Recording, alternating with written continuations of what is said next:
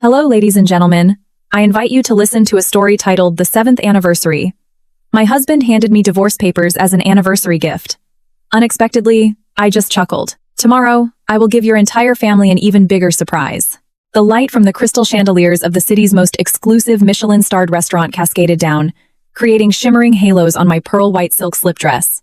A melodic jazz tune drifted from the stage, blending with the soft clinking of wine glasses, orchestrating a symphony of luxury and romance.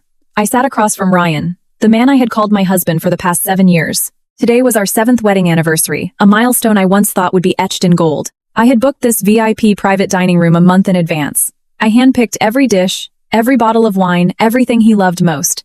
I wanted it to be a special evening, a night to reignite the love that seemed to have cooled under the relentless grind of our daily lives. 7 years, a quarter of my youth, I had dedicated to him and his family. I had given up a promising career to become the quintessential supportive wife, a full-time homemaker, so he could focus entirely on building his empire.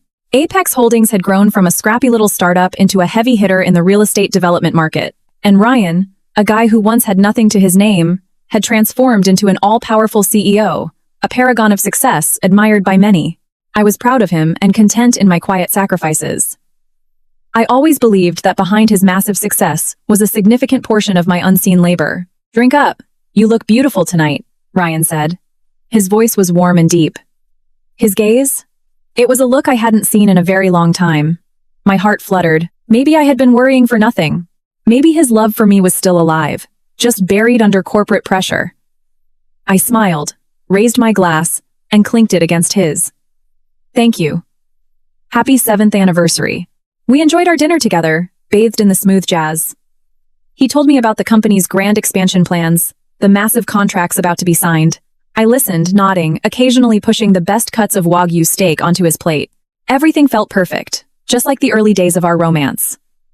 After dinner, Ryan signaled the waiter, a mysterious smile playing on his lips.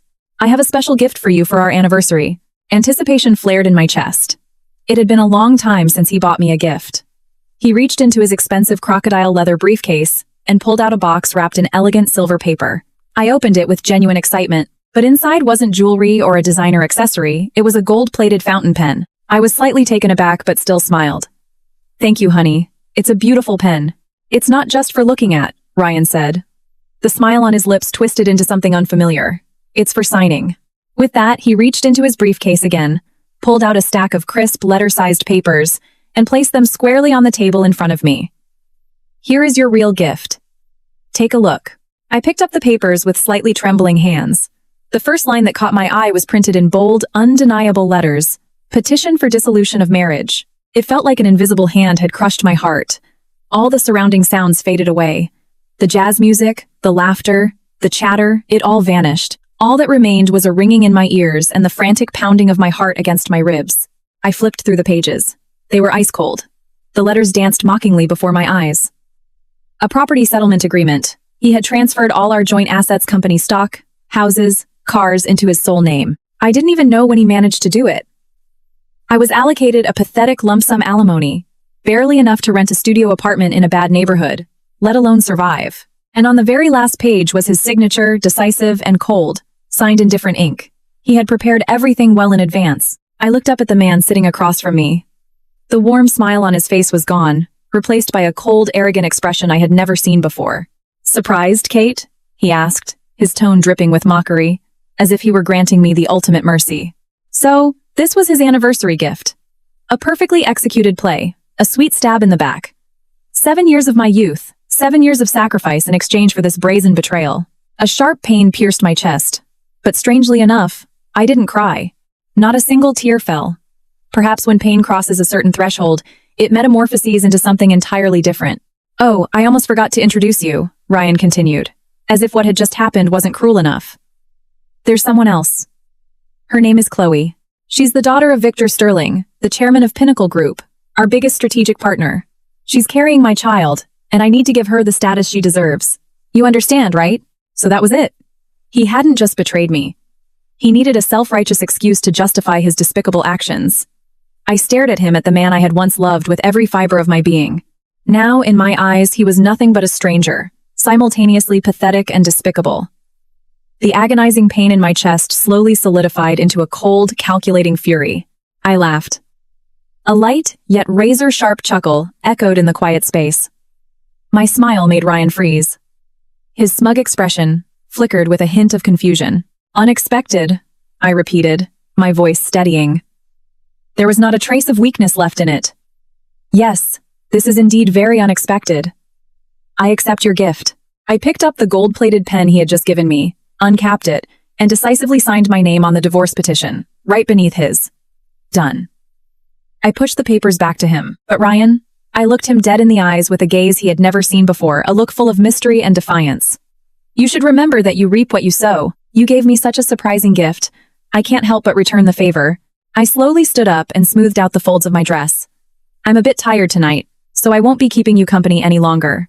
But don't worry. I promise that tomorrow, I will give your entire family an even bigger surprise. I wish you and the mother of your child nothing but happiness. With that, I turned on my heel and walked away into the cold night, leaving Ryan sitting in a daze at the luxurious table, staring at the fully executed divorce papers, his mind spinning. He couldn't fathom what kind of surprise a woman who only knew her way around a kitchen could possibly cook up for him tomorrow, but he would find out soon enough. Tomorrow, I would be the director of this play. The following story contains fictional elements and is created for entertainment purposes, as well as to deliver deep educational lessons about trust, betrayal, and the hidden power of a woman backed into a corner. I invite you to follow the unfolding events. I stepped out of the restaurant. The chilling night wind hit my face, but it couldn't extinguish the inferno raging in my chest. There were no tears because my heart had gone numb. 7 years of sacrifice. 7 years living in a man's shadow. All I got in return was humiliation wrapped in the guise of a luxury anniversary dinner. I hailed a cab, but I didn't head to the Greenwich mansion I once called home. Instead, I gave the driver an address in Manhattan, a place Ryan and his family never knew existed. It was a stunning penthouse on the top floor of a high-rise in the heart of the city. A place where I was truly myself. The place from which I operated my own empire behind the scenes. But before launching tomorrow's battle, I needed to return to that mansion one last time to retrieve what belonged to me and say a final goodbye to my own foolish submission. When I pushed open the front door of the Greenwich estate, the lights were blazing. The atmosphere wasn't guilty or quiet, it was blatantly celebratory. Barbara, my mother-in-law, and Sarah, her daughter, were lounging comfortably on the custom Italian leather sofa. Their faces beamed as if they had just won the Powerball. Seeing me walk in, Barbara didn't even bother to stand. She just tilted her chin up and sneered. So, you're back. I thought you wouldn't have the nerve to show your face here. Well, go on, she continued. Pack up your junk so there's more breathing room in this house. And remember, take only your personal items. Every single thing in this house was bought with my Ryan's money. You don't have the right to touch a thing. I stayed silent. I was too used to these venomous words. For 7 years I had heard them daily, but tonight they didn't sting. They only made me want to laugh. Ryan's money. She had no idea that even the designer clothes she was currently flaunting were paid for by my company's profits. Yeah, Kate. Sarah twisted her lips into a mocking grin. Don't be too sad. A woman needs to know her place. Look at yourself. You're stuck in the kitchen all day. You always smell like cooking oil. How could you ever keep a man like my brother? You should take notes from Chloe. She's beautiful, brilliant, and an heiress. Soon she'll be the daughter-in-law of this house, and Mom and I will be living the dream. Word on the street is her dad promised to inject another $50 million into Ryan's company. Our family is going to the stratosphere. Hearing her daughter's words, Barbara nodded smugly. Her face radiated arrogance, acting as if she already held the world in her hands. Exactly. A daughter-in-law needs to be an equal match. Someone who helps her husband elevate the family name, not a freeloader who only knows how to drain her husband's bank account. A freeloader? I scoffed internally. If I was a freeloader, what did that make them? Leeches sucking blood. For 7 years, every single month, I had to quietly divert a hefty sum from the company's profits into Ryan's personal account, just so he could hand it over to his mother and sister as allowance. Their Euro trips, their Birkin bags, their luxury spa days in the Hamptons, all of it was funded by this so-called allowance. I didn't say a word. I quietly walked up the stairs to the master bedroom. This was the last time I would tolerate this indignity. I opened the walk-in closet, packed only a few simple outfits, and grabbed my personal laptop. I didn't need anything from this house because this entire luxurious lifestyle was created by me, and I could build something 10 times better. As I was coming back down the stairs with my small suitcase, Ryan walked through the front door. He looked at me without a shred of remorse, only cold authority in his eyes. Packed? Great. From tomorrow on, stay out of my sight. Oh, and one more thing. The annual shareholder meeting is tomorrow morning. You hold some nominal 10% share that my dad left you. Show up on time and sign the transfer papers, handing them over to me. Consider it the final drop of my goodwill toward you. So, he still needs me. He needed one last drop of utility. I looked at him, then at the two women sitting triumphantly on the sofa. I gave a barely perceptible nod, a cryptic smile touching my lips. Don't worry, I will absolutely be there tomorrow, and I promise I won't disappoint you. I pulled my suitcase out the door, leaving behind a family drowning in delusions of impending boundless wealth and power. They didn't know that tomorrow's sunrise would be their sunset, and I would be the one pulling the heavy curtain of darkness down on them. The taxi sped through the night, leaving the sprawling estate behind. 7 years of my youth, 7 years of love and delusion. I didn't look back. I knew that the minute I walked out that door, I completely severed ties with my past. The car pulled up to my Manhattan skyscraper. Suitcase in hand, I stepped into the private elevator and tapped my keycard for the penthouse floor. The doors slid open to reveal an entirely different world, a sprawling, ultramodern space with floor-to-ceiling windows overlooking the neon grid of New York City. This was my real world, the world I had painstakingly hidden for the last 7 years. I set my bag down, stripped off the restrictive silk dress, and slipped into comfortable loungewear. I poured myself a glass of Cabernet and stood by the window, staring down at the blazing city lights. They looked like fallen stars, yet they could never illuminate the dark corners of the human soul. Memories of the last 7 years rushed back, sharp as a slow-motion film. I remembered the day I first met Ryan. I was an ambitious college grad with an Ivy League degree, and he was just an entry-level drone at a mediocre firm. We fell in love with a pure, selfless kind of love. I was the one who saw his potential. I liquidated all my savings and the trust fund left by my late parents to found Apex Holdings, naming him as the face of it. I stepped into the shadows so he could be the CEO, so he could realize his lofty ambitions. I was his puppet master for every major strategy. I pulled all-nighters perfecting business plans, utilized my extensive network to find strategic partners, and navigated the company through its darkest times. The company scaled, and Ryan changed. He was no longer that simple, earnest guy. He developed a taste for elite galas and sycophants. He began to look down on me, the wife who supposedly only knew how to bake. He convinced himself that all this success was entirely his own doing, and I was just a lucky woman who happened to be along for the ride. He changed roughly 3 years ago, right around the time the company officially went public. It was a massive breakthrough that elevated Ryan and Apex Holdings into a new echelon. From then on, the extended business trips and late-night executive meetings started. I naively bought the lies until one evening, 6 months ago, I accidentally read a text message on his phone that he had forgotten to delete. Baby, thanks for an amazing night. I can't wait for the day we can be together officially. Kisses, Chloe. My heart shattered into a million pieces. The velvet curtain of our falsely happy marriage was ripped down. Chloe. I knew her. The daughter of the CEO of Pinnacle Group, a massive partner that I had personally courted and brought to the table. How long had they been sneaking around? That night, I cried until I had no tears left. But after the excruciating pain came a cold, sharp, sobering reality. I realized I couldn't just surrender. I had sacrificed too much. I couldn't let these traitors strip me of everything I had built. I began to prepare, in secret, for today. I retained the most vicious corporate lawyer in the city. I covertly gathered ironclad evidence of Ryan's infidelity and his egregious embezzlement of company funds to bankroll his mistress and his family's lavish lifestyle. I met with Ryan's father, Michael Sr., a good man, but retired and in failing health. He had always loved and trusted me. I showed him the evidence. Deeply devastated by his son's actions, he agreed to help me. Before he passed away, he quietly signed an irrevocable trust and transfer agreement, handing his entire majority block of shares over to me. He told me that this company was his life's work, and he couldn't let it fall into the hands of an ungrateful son and a scheming homewrecker. He had only one condition. I had to wait for the absolute perfect moment to teach Ryan a lesson he would remember for the rest of his life. And that moment was tomorrow. The annual shareholder meeting.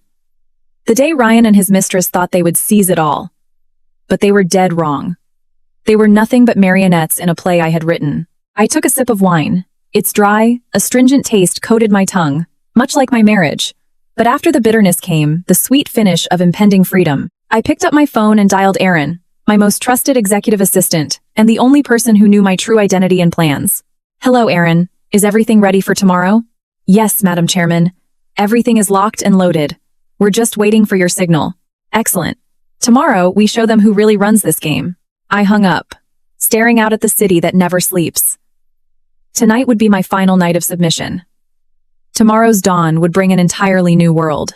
While I was quietly positioning the final pieces on the chessboard for tomorrow's checkmate, across the city, in a rooftop bar of a five-star hotel, Ryan and his mistress Chloe were drowning in the intoxicating taste of a victory they thought they already held in their hands. They hadn't gone back to the Greenwich house, probably because my presence would have soured their mood. Furthermore, Ryan wanted to spend this night with the woman he considered his future, his ultimate career springboard. Champagne bubbles fizzed in delicate crystal flutes, reflecting the dazzling city skyline. Ryan wrapped his arm around Chloe's slender waist and whispered sweet nothings into her ear, words I probably hadn't heard in all 7 years.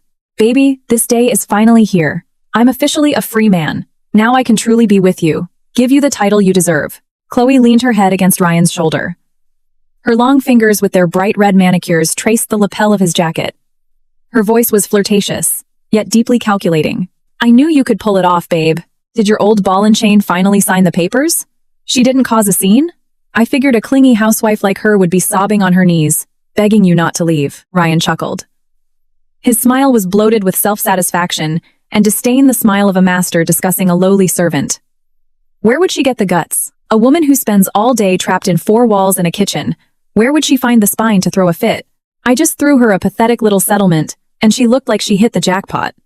I threatened to cut her off without a dime if she made a fuss. She turned pale and signed like a good little girl, didn't even dare to squeak. Seriously, what a stupid, weak woman. Good, Chloe said, stroking Ryan's cheek. Now nothing and no one is standing in our way. My dad agreed. He said the second you finalize this dragged-out divorce, he's wiring the $50 million investment straight into Apex Holdings. Think about it, with that 50 mil, plus the weight and connections of Pinnacle Group, we'll turn Apex into an absolute empire. You won't just be a CEO, you'll be a titan, and it's all thanks to you, my love. Ryan kissed Chloe passionately, his hands roaming her curves. Tomorrow, at the shareholder meeting, I'm officially announcing the divorce to the board. At the same time, I'm demanding that woman sign over the last 10% of the shares my senile father left her. Even though it's a small chunk, I don't want a single microscopic thing related to her left in my company. I want her entirely erased from my life. Chloe frowned slightly, feigning concern. Will she sign? I mean, at the end of the day, that's a lot of money. What if she changes her mind and starts causing drama?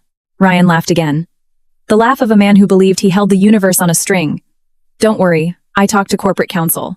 Legally, those shares are considered marital assets. She has no choice but to sign. Plus, I'll throw her a little hush money so she gets out faster. For someone like her, used to keeping her head down and leeching off others, it'll be enough to live out her miserable life without making waves. They clinked their glasses. The sharp chime of crystal rang through the air, celebrating a plan they believed was flawless. Not a single loophole. They began discussing their dream wedding on a private island in the Maldives, the new mega mansion they'd buy after selling the Greenwich house with its bad energy, and the brilliant, power-drenched future waiting for them. Drunk on fake love, materialistic calculations, and perceived power, they entirely forgot my parting words. Words they had dismissed as the bitter rantings of a defeated woman. They couldn't possibly imagine that the woman they so deeply despised, the one they viewed as a useless pawn, was actually holding the fate of the entire board in her hands. They eagerly painted their rosy future, oblivious to the fact that right beneath their feet, a massive abyss had already been dug. And promptly at 8 a.m. tomorrow, I would personally, without an ounce of pity, shove them right into it. That night, Ryan didn't come home. He stayed in the presidential suite with his mistress, soaking up his final moments of delusional bliss. As for me, with all my ducks in a row, I fell into a deep, dreamless sleep. It was the most peaceful rest I'd had in 6 months, since the day I uncovered the bitter truth. I dreamed of a brilliant sunrise over the ocean, and I knew it wasn't just a dream, but an omen. The dawn of the next day brought an entirely different electric charge to the air. The sky was a crisp, cloudless blue. But for Ryan's family, it was a monumental day, the day they believed would alter their dynasty forever. From the crack of dawn, the Greenwich mansion was a hive of frantic activity. Barbara and Sarah had been buzzing around for hours. They pulled out their most extravagant designer dresses and their heaviest jewelry. Barbara, draped in a deep burgundy velvet gown with a massive string of South Sea pearls, looked like a queen prepping for a coronation. Sarah had squeezed into a fresh-off-the-runway Gucci dress, her makeup spackled on flawlessly, looking like a celebrity about to hit the red carpet. They wanted to strut into that shareholder meeting looking absolutely regal, to show every single executive who the real royalty of Apex Holdings was. Ryan returned to the house at 7 a.m. He was impeccably dressed in a bespoke Italian suit, his hair slicked back, his face glowing with a winner's high. He looked at his mother and sister and nodded in extreme satisfaction. Perfect. Today we need to look flawless so everyone respects the pedigree of our family, and so Kate realizes exactly what she lost when she walked away. What does that peasant even know about loss and gain? Barbara scoffed. That country bumpkin is probably huddled in some dirty corner crying her eyes out right now. I just hope she doesn't throw a tantrum at the meeting and embarrass us. Mom, relax, Ryan said confidently. I warned security and legal. If she tries to pull a stunt, the guards will drag her out immediately. Today is our day, and nobody is going to ruin it. They piled into a chauffeur-driven Maybach and headed toward the Apex Holdings Tower in Midtown Manhattan, where the annual shareholder meeting was set to commence. The luxury car glided through the streets, filled with booming laughter and dreams of an untouchable, ultra-rich future. Meanwhile, across town, I was also ready. I was no longer the woman in an apron with her hair tied in a messy bun. I stood before the floor-to-ceiling mirror and examined my reflection. A custom-tailored, stark white Tom Ford power suit fit me perfectly, commanding authority. My long hair was blown out into sleek, cascading waves. My makeup was razor-sharp, accentuating my fierce eyes and striking red lips. I radiated an entirely different aura, absolute confidence, raw power, and a chilling aura of mystery. My assistant Aaron was already waiting outside the double doors. He looked at me with unconcealed awe. Madam Chairman, you look spectacular today. I smiled faintly. Thank you. Is everything in place? Every piece is on the board, Madam Chairman. Mr. Vance, our lead counsel, has also arrived. He's waiting in the lobby. Excellent. Let's go. It's time to drop the curtain. As my black Rolls-Royce pulled into the VIP underground garage of the Apex Tower, Ryan's family Maybach was pulling up right alongside it. They stepped out of their car with their noses practically pointing at the ceiling, ready to absorb the greetings and groveling of the staff. But in that exact moment, they saw me. I stepped out of the gleaming Rolls-Royce. Behind me flanked Aaron and an elegant, silver-haired man in a razor-sharp suit, corporate powerhouse attorney Arthur Vance. My arrival hit the three of them like a lightning bolt. Ryan's jaw literally dropped. His eyes bulged in absolute shock. He couldn't believe his eyes. The chic, aristocratic, terrifyingly beautiful woman standing before him was the same wife he had discarded the night before. Barbara and Sarah openly gaped at me, their eyes scanning everything from my designer suit and the Rolls-Royce to the sheer, suffocating power I was projecting. Their gazes were a cocktail of astonishment, rabid envy, and a creeping sense of dread. I didn't even grant them the dignity of a glance. I acted as if they were invisible air. With my head held high, flanked by my lawyer and assistant, I marched straight into the main lobby and onto the private executive elevator. Up in the boardroom, the other shareholders had already gathered. Every eye in the room pivoted to me. Whispers immediately broke out. They were shocked by my massive transformation, and even more stunned that I was being escorted by Arthur Vance, a legal titan in the corporate world that no ordinary person could afford on retainer. Ryan and his family scrambled into the room moments after me. Their earlier arrogance had evaporated, replaced by frantic confusion and a very bad premonition. Their day of reckoning had officially begun. The grand boardroom of Apex Holdings, often referred to as the heart of the empire, was packed today with majority and minority shareholders. The atmosphere was formal, heavy with anticipation. Everyone was waiting for CEO Ryan's keynote address, a speech expected to map out a year of explosive growth, heavily fueled by rumors of a massive imminent cash injection. Ryan sat at the head of the massive mahogany table. The plush leather chair suddenly didn't seem to offer him any comfort. He tried to project his usual slick confidence, adjusting his Tom Ford tie and flashing boardroom smiles, but his eyes kept darting nervously toward me. I sat quietly in the front row reserved for founders, right next to Arthur Vance. My presence, in this entirely new avatar, was like a thorn in his eye, a screeching false note in the victory symphony he had already written. Barbara and Sarah, acting as the VIP relatives of the CEO, sat in premium seats. They tried to look posh and elite, but their faces betrayed their panic as they took in my transformation and heard the hushed, awed whispers of the executives around them. The meeting commenced. After the dry formalities, the financial disclosures, and the year-in-review PowerPoint slides, the moment everyone was waiting for finally arrived. Ryan stepped up to the podium, cleared his throat, and launched into his speech. He pontificated about the company's stellar achievements and impressive profit margins.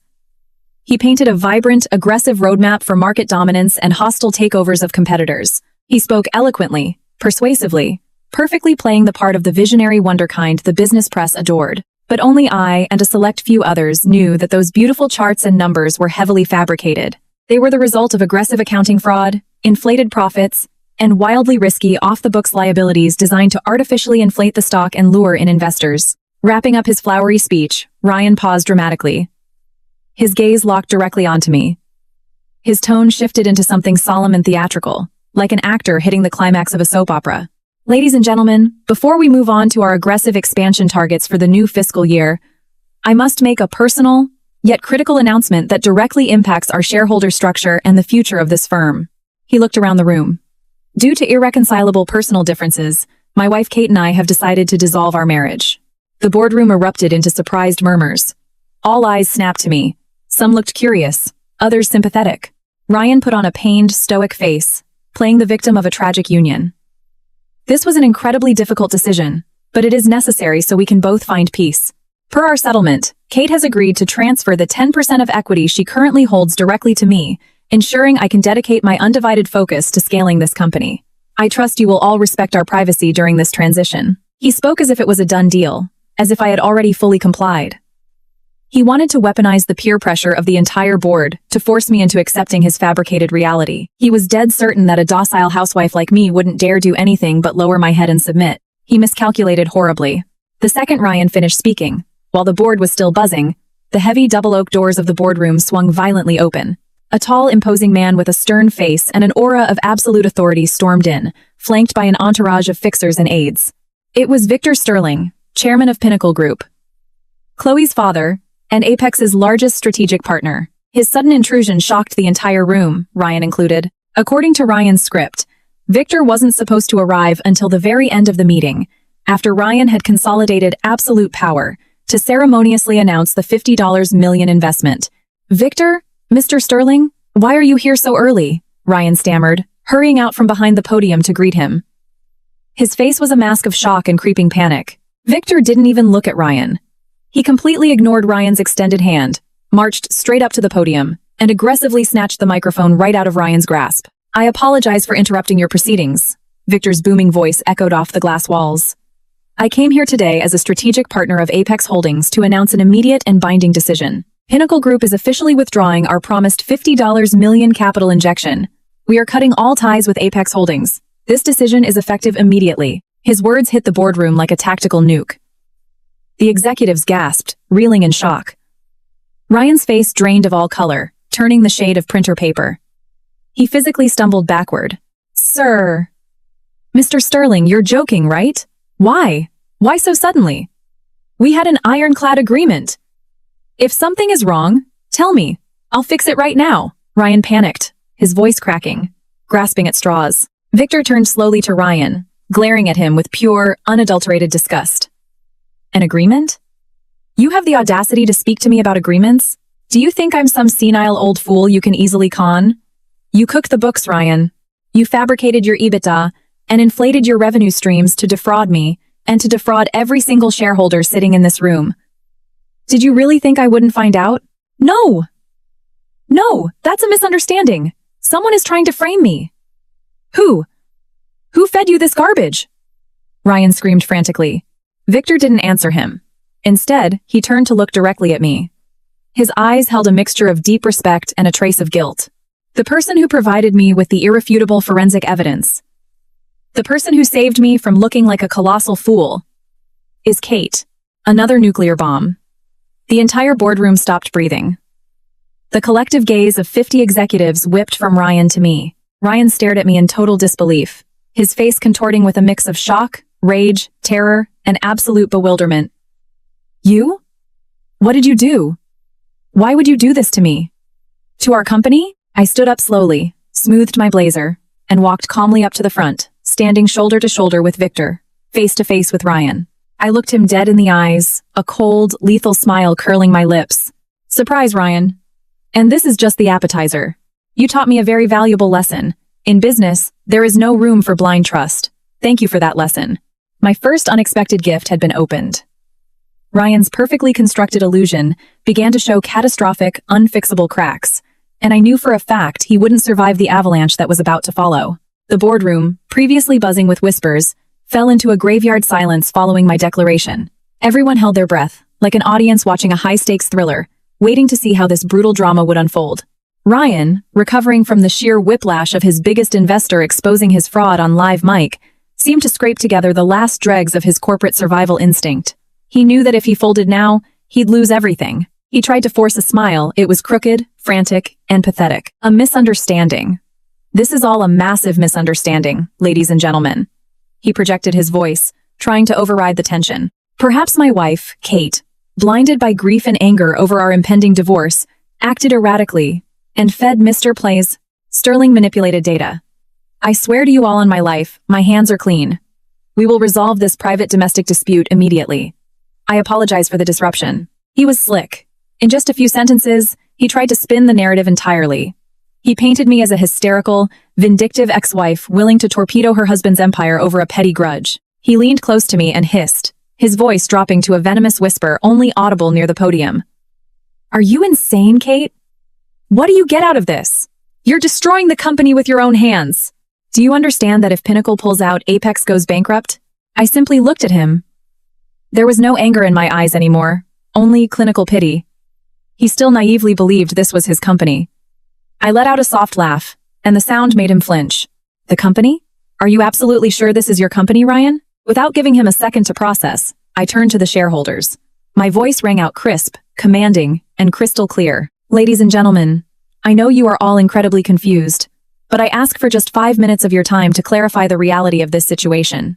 It is true that Ryan and I are divorcing, but the reason is far from what he claimed. And Pinnacle Group pulling their capital isn't an act of a hysterical woman. It is the inevitable legal consequence of his fraudulent and highly illegal corporate malfeasance.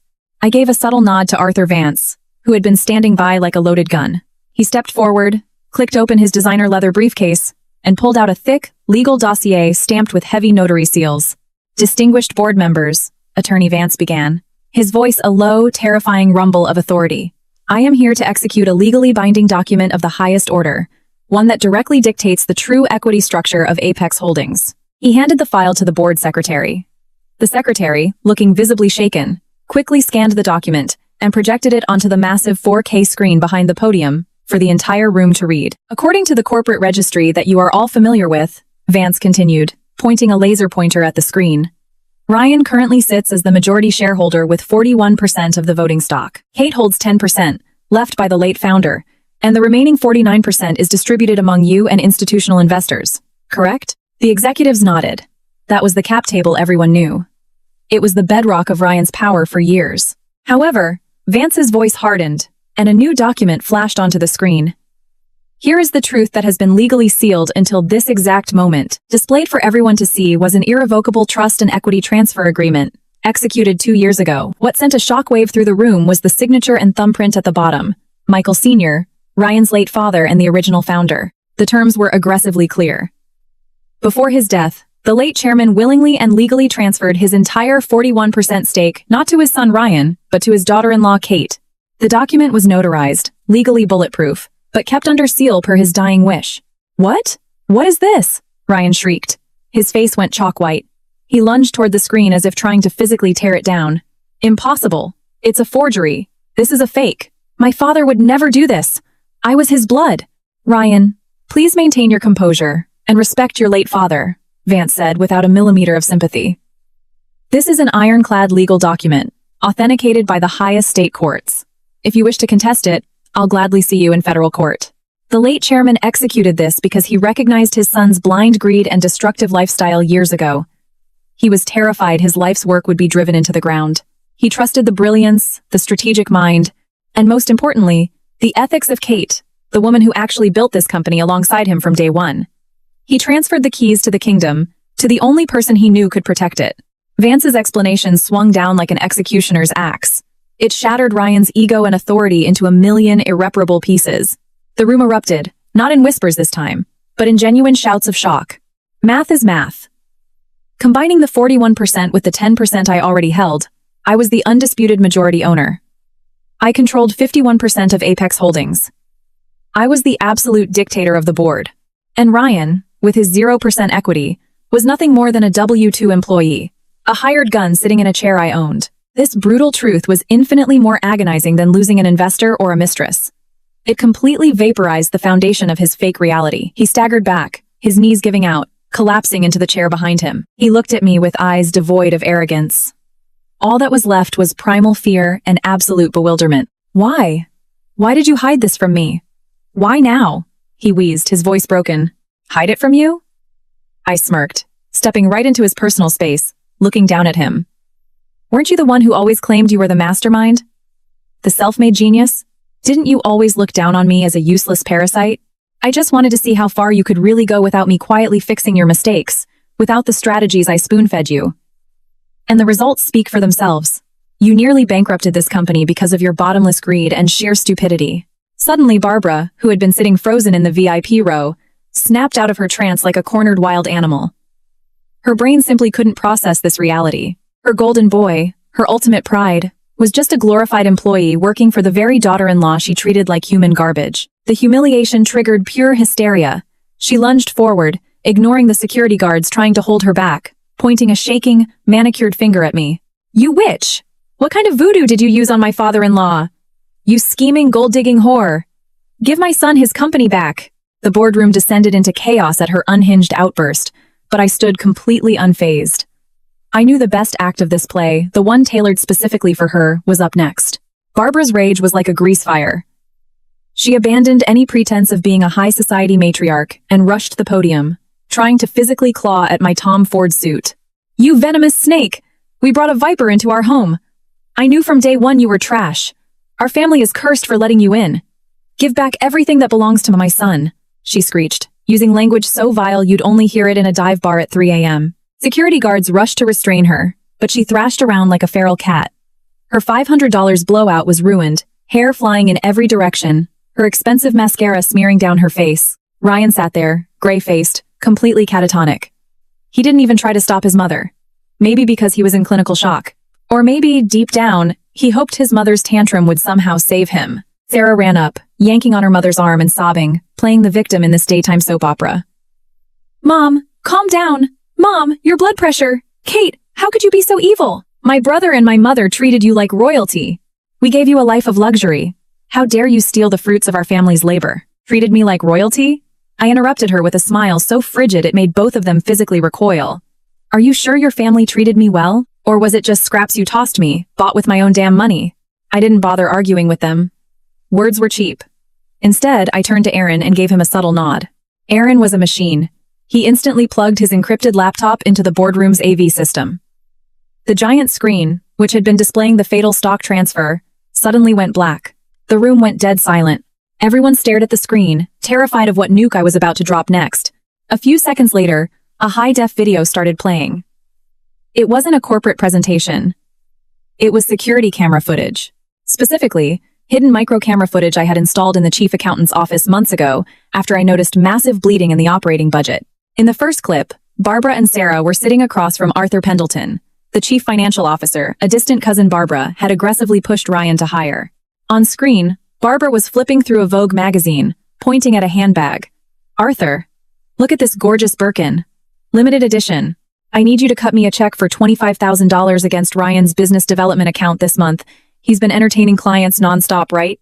The CFO, a sweaty, middle-aged man, nodded furiously like a lapdog. Of course, Barbara. Not a problem.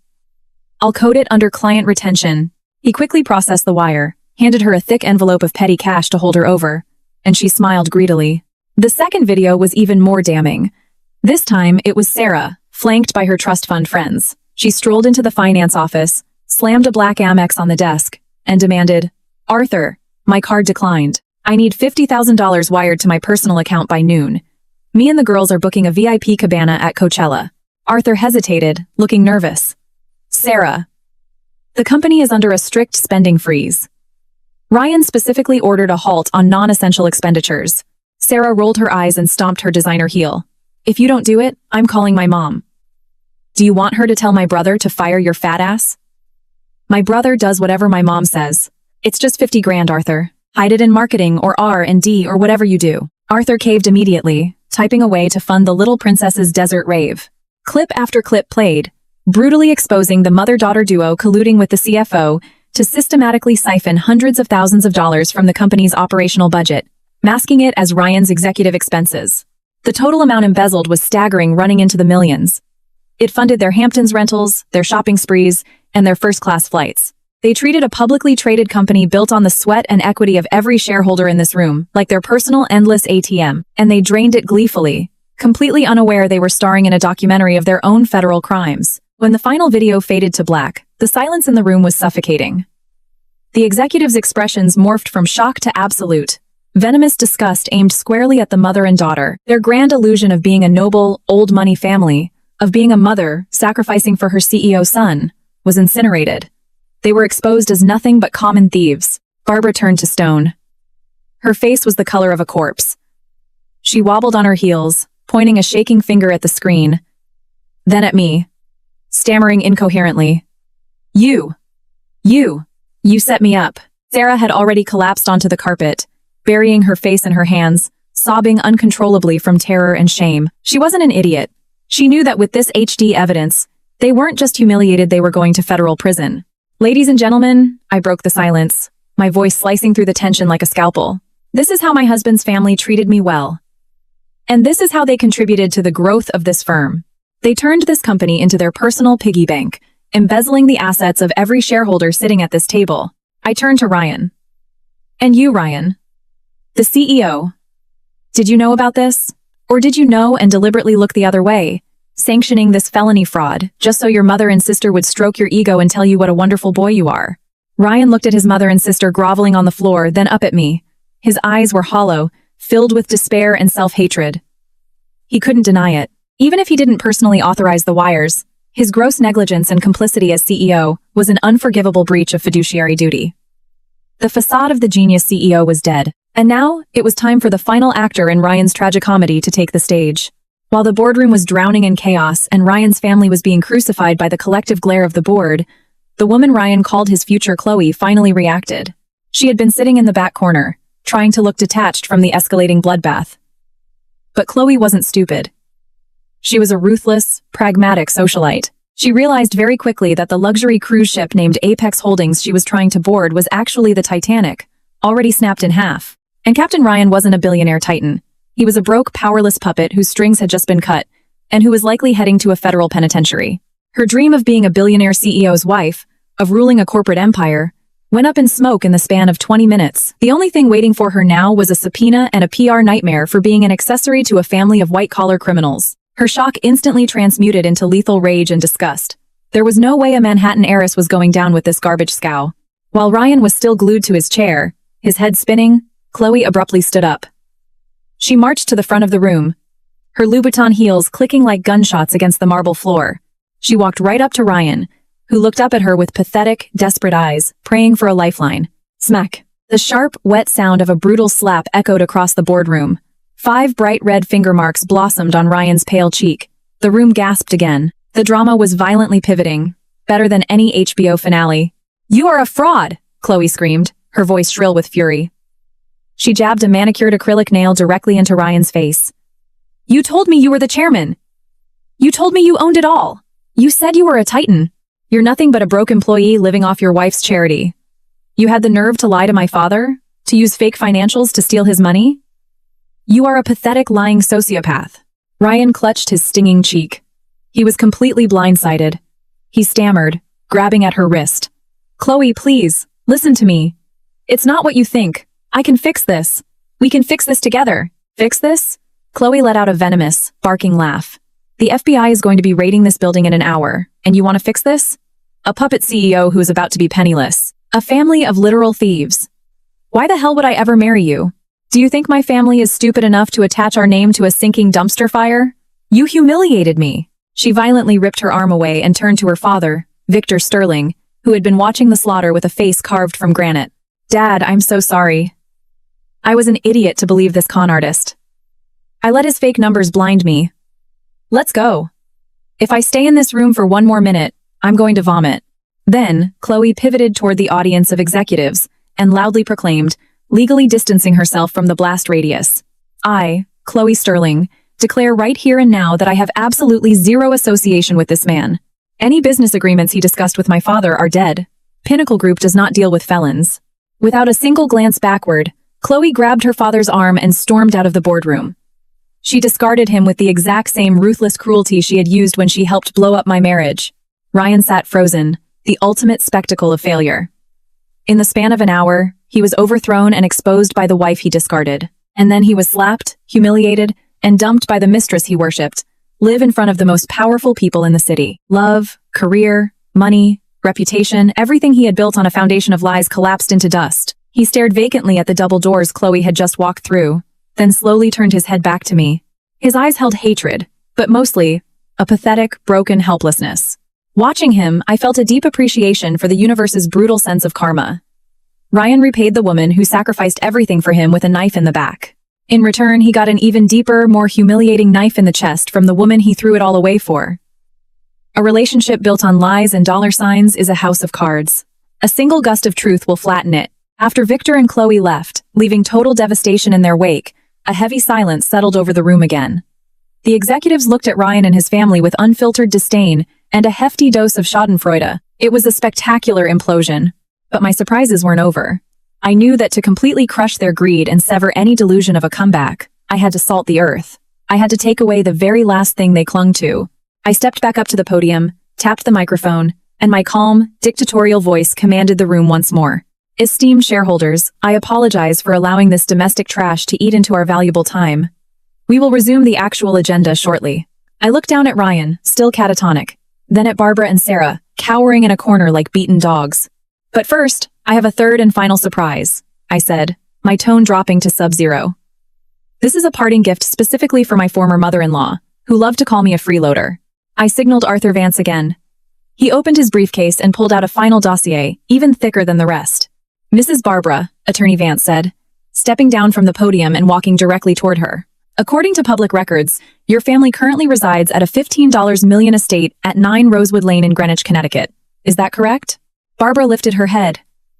Her dead eyes blinked, and she gave an involuntary robotic nod. That mega mansion was her ultimate pride, the crown jewel she bragged about at every country club luncheon, boasting about her genius billionaire son. Then I regret to inform you of some unfortunate news, Vance said, his face a mask of legal indifference. 6 months ago, in order to cover a massive liquidity crisis, triggered entirely by the millions you and your daughter embezzled your son, Ryan, took out a massive high-yield bridge loan to keep the company's lights on. He used the Greenwich estate as collateral. Barbara and Sarah froze. Ryan flinched violently, his eyes snapping wide. No. I didn't do that. I never signed any mortgage documents. You didn't. But I did it for you. I cut him off, my voice like crushed ice. As the true majority shareholder and the actual controlling entity of this company, I demanded you sign a blanket power of attorney giving me control over emergency financial restructuring. And you signed it without even reading it, because you were too busy booking first-class tickets to Paris with your mistress. You were so convinced I was a stupid blind housewife. Vance didn't give them a second to breathe. The maturity date on that balloon loan expired yesterday at 5 p.m. And obviously, given the company's current cash flow issues caused primarily by your family's theft, the company opted to default. Therefore, legally, the creditor has exercised their right to seize the collateral. The Greenwich estate is being foreclosed on immediately to settle the debt. The creditor? Which bank? I'll go down there right now and demand an extension, Barbara shrieked, a desperate, manic spark lighting up her eyes. I smiled. The slow, predatory smile of a victor. It's not a bank. No regulated bank would underwrite a toxic loan that fast. The creditor is a private equity distressed debt fund. I paused, letting the silence stretch for maximum psychological damage. And the managing partner of that private equity fund, strictly by coincidence, is me. Kate.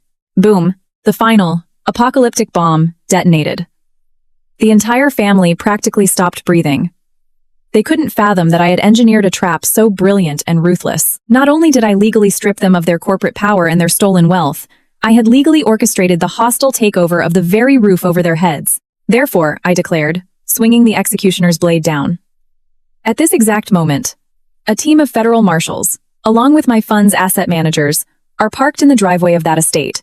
You have exactly 24 hours to pack your clothes and get out. Anything left in that house after 24 hours, from the imported Italian furniture to the spoons in the kitchen, becomes my personal property to partially offset the millions you stole. My words were a death sentence. That house was all they had left. It was the physical manifestation of their ego. And now, I owned it. Barbara's brain finally short-circuited. Her eyes rolled back into her head. Her body went entirely limp, and she passed out cold right there on the boardroom carpet. This time, it wasn't an act. Sarah screamed like a banshee. She scrambled over to me on her hands and knees, grabbing the hem of my pants, weeping hysterically. "Kate, I'm begging you! Please, have mercy on us just this once. If you kick us out, we'll be homeless." I was wrong. I know I was wrong. I looked down at her without a single ounce of empathy and casually stepped back, freeing my leg from her grasp.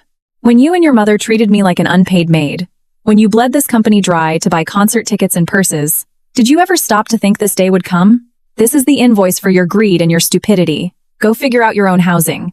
I turned my back, disgusted by the pathetic display. The play was over. It was time for the bad actors to get off my stage and return to the gutter where they belonged. The boardroom was in total pandemonium. Someone called 911 for Barbara. Sarah remained curled in a fetal position on the floor, weeping, while the executives actively stepped over her, whispering in a mix of horror and deep satisfaction at seeing the arrogant family eradicated.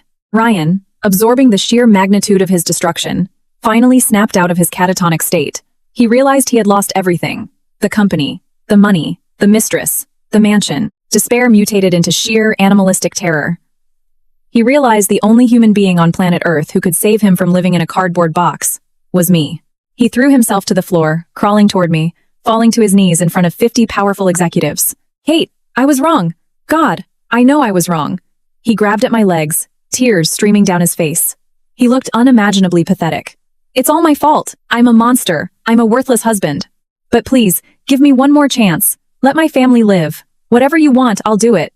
Just don't throw my mother and sister onto the street. They can't survive out there." He was trying to launch a new spin-off show, The Repentant Husband. He desperately tried to shift the blame onto the mistress who had just abandoned him. It was all Chloe. She seduced me. She used her dad's money to brainwash me. I just lost my mind for a second. Deep down, I still love you, Kate. 7 years. We fought through the trenches for 7 years. Have you forgotten all of that? Hearing his begging, I felt a wave of sheer revulsion. Even now, with a gun to his head, he couldn't stop lying. He really thought I was still that soft, naive girl from our 20s. "Love me?" I sneered, leaning down to look right into his tear-filled eyes. My gaze was absolute zero. "You claim she seduced you? That you lost your mind for a second? Then how do you explain this?"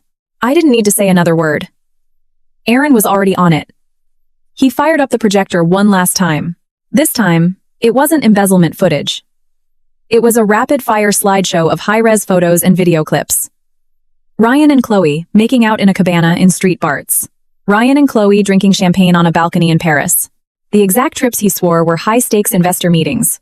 Copies of Amex statements showing hundreds of thousands of dollars spent on Cartier bracelets, a Porsche 911, and Birkin bags for Chloe, and the absolute kill shot, the timestamps. These weren't from a brief moment of weakness 6 months ago. The timestamps went back 3 full years. "Look at the screen, Ryan," I said. My voice dead and hollow. "You've been screwing her for 3 years. You didn't lose your mind for a second. While I was sitting at home, worrying about your stress levels, cooking your meals and pinching pennies to keep the household running, you were flying around the globe playing sugar daddy to another woman using the money I earned for this firm, and you have the audacity to say you love me? Your love is cheap and filthy." Ryan froze, staring at the HD proof of his 3-year double life. The blood drained from his face entirely.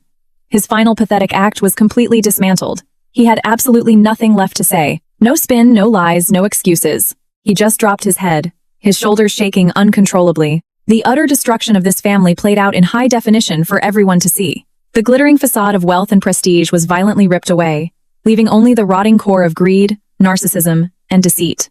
They had marched themselves straight off a cliff, and no one was going to throw them a rope. The shareholder meeting ended in a way no one could have ever predicted. I walked in as a discarded housewife, and walked out as the undisputed chairman of a corporate empire. Ryan's family plummeted from the penthouse straight into the pavement. But I knew that to permanently break Ryan's spirit, to ensure he never even dreamed of trying to retaliate, I had to drop the final guillotine blade. I had to expose the darkest secret that only I knew, a secret that would annihilate whatever shred of masculinity and ego he had left. I looked down at Ryan, still kneeling on the floor, and at Sarah, sobbing like a toddler. "Ryan, stand up. We are going to clarify one last thing before we sever ties forever." Ryan slowly staggered to his feet, swaying like a drunk. His eyes were totally vacant. He was a puppet with severed strings. "You said you were divorcing me because Chloe is pregnant with your child, correct?" I asked, my voice flat, almost clinical. You needed to give her status. That was the excuse you used to sleep at night. And probably the lie she fed you to accelerate the divorce and get access to the company. Ryan gave a slow, mechanical nod. It was the perfect excuse, the ultimate, honorable reason to throw me away, so he could look in the mirror and pretend he was just a man stepping up to his responsibilities. Well, then I deeply regret to inform you of a medical tragedy, I said. A cruel twist of pity in my eyes. You really should have followed up with your urologist. According to this medical file, I held up a sealed manila envelope stamped with the logo of Mount Sinai Medical Center. 2 years ago, when you were hospitalized with that severe viral infection, you developed severe secondary complications, specifically, total and irreversible sterility. You shoot blanks, Ryan. You physically cannot father a child. The boardroom gasped collectively. A few executives actually covered their mouths. Ryan stared at me, his eyes wide, unblinking. No, impossible. You're lying. You forged that to hurt me. You're a sick, vindictive bitch, he shrieked, backing away in sheer denial. Forged it? I laughed bitterly. Did you forget? You were on a ventilator for a week. I spent 14 nights sleeping in that ICU chair praying you wouldn't die. These are the lab results from Mount Sinai. The chief of medicine pulled me aside privately. I begged him to seal the file. I didn't want to destroy your massive ego or your fragile masculinity. I thought, with time and modern IVF, we could figure it out together. But I never, in my wildest nightmares, imagined that while I was busting my ass to protect your pride, you would use a bastard child as a weapon to stab me in the back. The naked truth hit him like a freight train.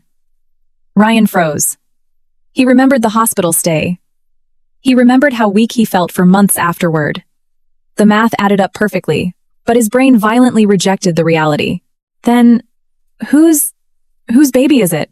He whispered, his voice cracking into a whimper. It sure as hell isn't yours, I said, my voice laced with venomous irony. Chloe is a very smart, very ruthless player. You weren't her only mark. She was playing you and she was playing her father. She got knocked up by some other guy and needed a rich idiot to pin it on. She was using that parasite in her stomach to trap you, force a quick wedding, and orchestrate a hostile takeover of Apex Holdings. But she didn't realize her flawless plan was going to blow up in her face because she underestimated the stupid housewife. This truth was 1,000,000 times more agonizing than losing the money or the company. It was a direct, lethal strike to his ego. He wasn't just conned. He was made into a spectacular, historic fool, a disposable pawn in a 2-0, something socialite scam. He threw away a loyal wife who literally built his empire, just so he could be a cuckold raising another man's child. What could possibly hurt more? Ryan's knees buckled, and he collapsed onto the floor. He didn't fake cry this time. He let out a raw, guttural wail, the sound of a man whose soul had just been snapped in half. He lost absolutely everything in the most pathetic, degrading way imaginable. Every secret was out in the light. No shadows left to hide in. The play had reached its tragic, definitive end for the villains. Following that apocalyptic shareholder meeting, Ryan's family experienced a freefall from the stratosphere directly into the gutter. Exactly 24 hours later, just as I promised, they were forcibly evicted from the Greenwich estate. A team of federal marshals and my private security firm oversaw the eviction.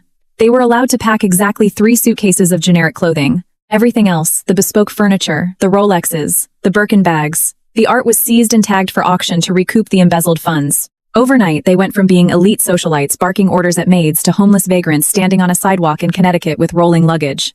With the tiny bit of cash Ryan had hidden away, he managed to secure a lease on a cramped, moldy, roach-infested one-bedroom apartment deep in a dangerous neighborhood in the Bronx. A 400-square-foot concrete box with peeling paint, busted radiators, and filthy linoleum floors. This became the new castle for 3 people who used to complain if their champagne wasn't chilled exactly to 45 degrees. The shock of poverty broke them completely. The following weeks turned into an endless cycle of vicious infighting, screaming matches, and blame. They were no longer a family. They were 3 rabid dogs locked in a cage. Barbara, having recovered from her fainting spell, was no longer a haughty matriarch.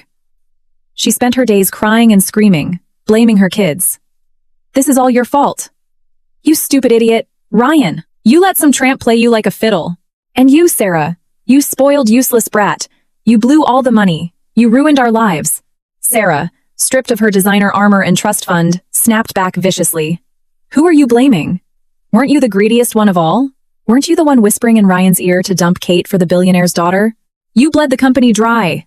Now we're in the ghetto and it's your fault. Ryan, the former CEO, just sat in the corner, drowning himself in cheap vodka. He gave up entirely. The humiliation and betrayal broke his mind. Every time he got drunk, he would smash the cheap IKEA furniture, scream my name and Chloe's name, and then verbally abuse his mother and sister, calling them blood-sucking leeches who destroyed him. The tiny apartment echoed with violence and shattered glass daily. The neighbors despised them. To avoid starving to death, Barbara and Sarah, two women who hadn't worked a day in their lives, were forced to find minimum wage labor. Barbara got a job scrubbing pots in the sweltering kitchen of a greasy diner in Queens. Her hands, once soft and manicured, became blistered, scarred, and covered in grease burns. Sarah found work in a commercial laundry facility, standing on her feet for 12 hours a day, pulling wet sheets out of industrial machines, making barely enough to cover subway fare, let alone designer lip gloss. The crushing exhaustion made them bitter and hollow. They began to drown in regret. Especially Barbara. On long freezing nights, lying on a lumpy mattress, listening to rats scurrying in the walls, she thought of me. She remembered the massive Thanksgiving dinners I cooked. She remembered the immaculate, beautiful house I maintained. She remembered my patience, my class, my quiet financial brilliance. She finally realized that with her own two hands, she had chased away a daughter-in-law who was worth her weight in solid gold, a literal human ATM. She traded a diamond for a piece of broken glass, and the bill had finally come due. But her regret was useless. It couldn't change the brutal hell she was living in. They planted the seeds, and now they were choking on the harvest. While Ryan's family drowned in the swamp of their own making, my life began an explosive new chapter. Like a phoenix rising from the ashes, I took full control. I officially assumed the title of CEO and chairman of Apex Holdings. I kept the name Apex, not out of sentimentality for Ryan, but as a permanent reminder to never forget my past, and out of respect for my late father-in-law's original vision. My first order of business was a corporate bloodbath. I fired every single sycophant, yes man, and executive who helped cover up the embezzlement, starting with the CFO, who was handed over to the authorities. I promoted the brilliant, quiet grinders who had been ignored by Ryan's toxic boys club.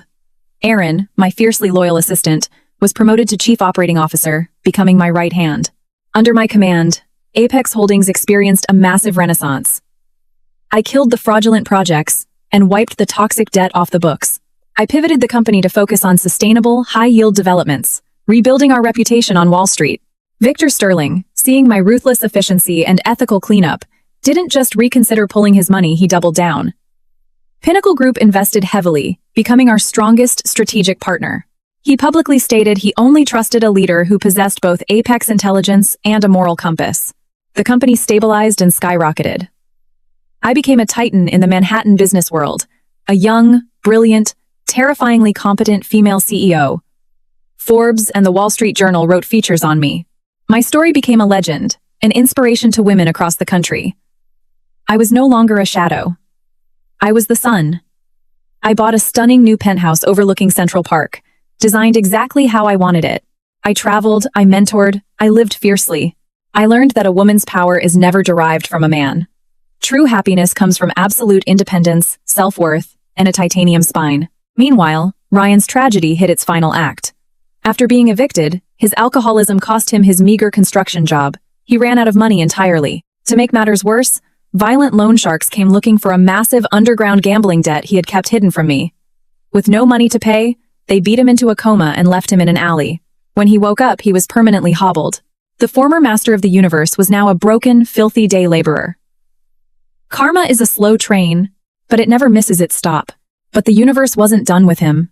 The SEC and the FBI had concluded their investigation into the massive corporate fraud at Apex Holdings. Despite my team's best efforts to settle the fines, Ryan's personal signature was on millions of dollars of fraudulent wires. With the mountain of evidence I had handed over to federal prosecutors, a federal judge signed a warrant. Ryan was arrested by the FBI at 6 a.m. in his rat-infested apartment for wire fraud, embezzlement, and securities fraud. It was pouring rain the day they perp-walked him out in handcuffs. A fitting weather for a man who drowned his own life. Nobody came to his arraignment. Nobody paid his bail. His mother and sister, utterly broken and terrified of being indicted themselves, scraped together bus fare and fled to a decaying Rust Belt town in Ohio to hide. Ryan was left entirely alone in a federal holding cell, facing the absolute weight of his crimes. Months later, right before his criminal trial, I received a letter. It was written on cheap, lined jail paper, postmarked from the Metropolitan Correctional Center. There were no excuses in the letter, no begging. He wrote about his profound, soul-crushing regret. He wrote that his time in that concrete box were the most lucid days of his life. He finally understood that the greatest thing he lost wasn't the millions, or the penthouse, or the title, it was me.